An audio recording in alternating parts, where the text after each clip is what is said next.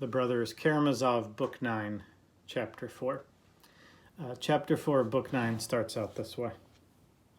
You don't know how you encourage us, Dmitry Fyodorovich, by your readiness to answer, says one of the police prosecutors.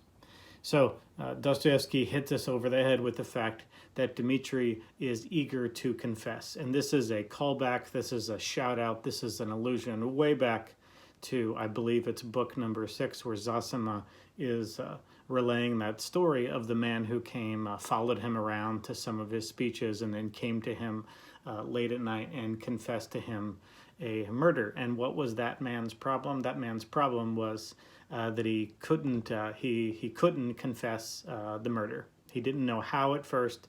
Zosima counsels him to confess, and then even when he wants to confess, he can't confess. And so in that story, what did you have? You had a man who was actually guilty of a murder. Number one, he was actually guilty of a murder. Number two, he was incapable of confessing that murder. And then number three, he had a judicial freedom. So those three things. He had killed someone. He couldn't confess, and he was legally free.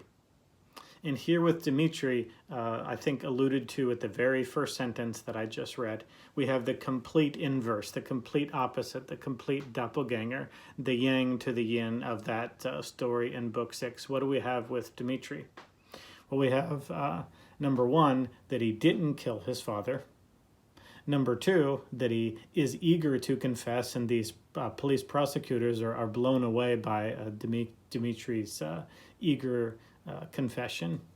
And then number three, he has the condemnation. And so that's cute. That's a cute thing to point out. But what is it? Who cares? What does it mean? Well, I think that this is the full flowering of Zosima's teaching, is that Dmitry is excited to just get the truth out into the open. And so, in other words, living in the truth, saying what's true is better than what a court says. And so, if you have to pick between the two, of course, it's a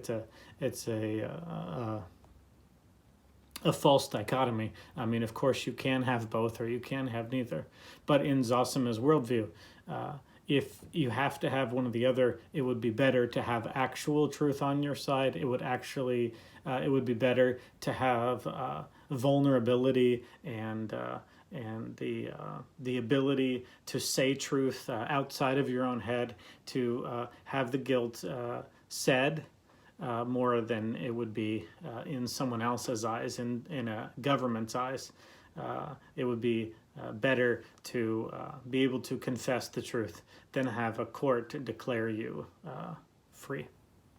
And this goes way back further than even Book 6. I believe it goes all the way to Book 2, when Ivan's article is being discussed, and Zosima says that. He says that the conscience trumps the court, that what the person knows to be true is a higher authority than a civil court could ever be. And so in that respect, he agrees with Ivan's, the premise, the thesis of Ivan's article, that the church should swallow up the government, because only the church has the power of conscience over the person's soul. The state could never have that. And so I think that all of that is going on here in this very first sentence of the chapter.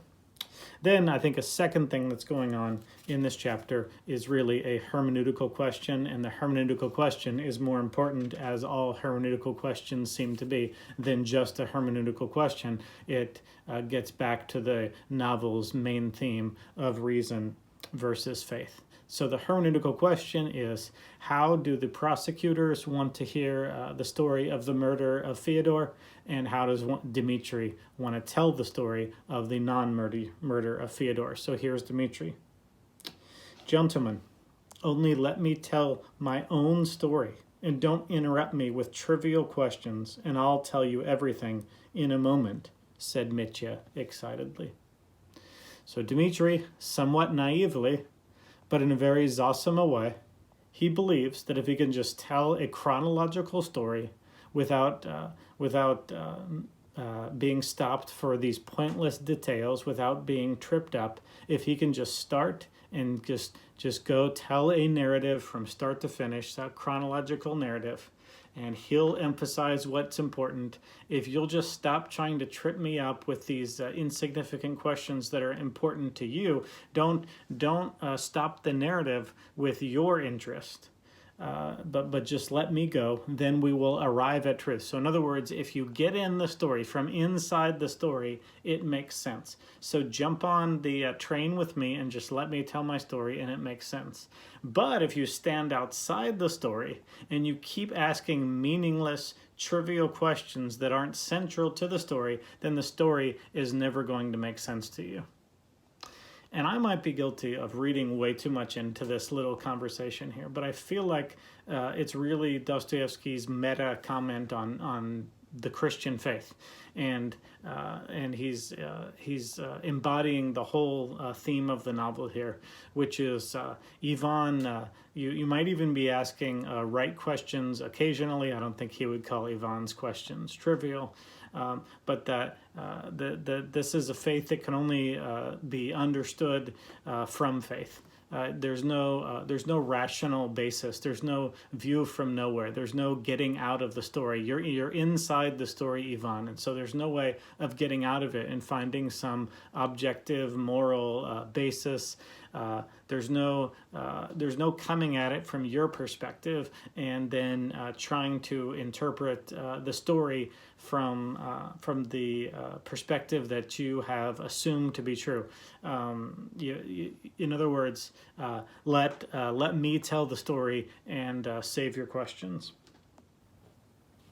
Excellent reply, the prosecutors. Thank you. But before we proceed to listen to your communication, will you allow me to inquire to another little fact of great interest to us?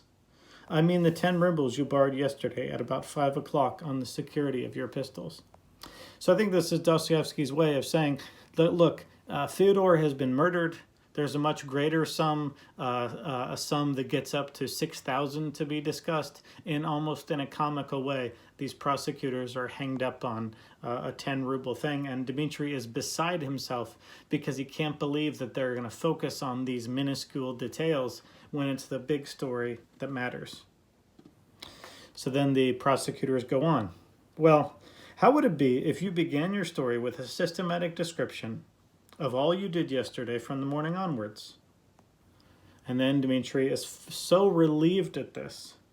You should have asked me like that from the beginning, cried Mitya, laughing aloud. And if you like, we won't begin from yesterday, but from the morning of the day before. So again, Dmitri, knowing that he has truth on his side, is a little bit naive and thinks the only hermeneutical, the only thing that is the challenge is merely understanding and truth in storytelling. And so both Grushenka and Dmitri are a little bit naive, thinking that just having truth on your side, just saying trust him, he's a good guy, and Dmitri thinking, well, just let me tell this story from start to finish, naively believe that that is good enough to convince someone who has already declared you guilty and now just wants to know certain facts about the story.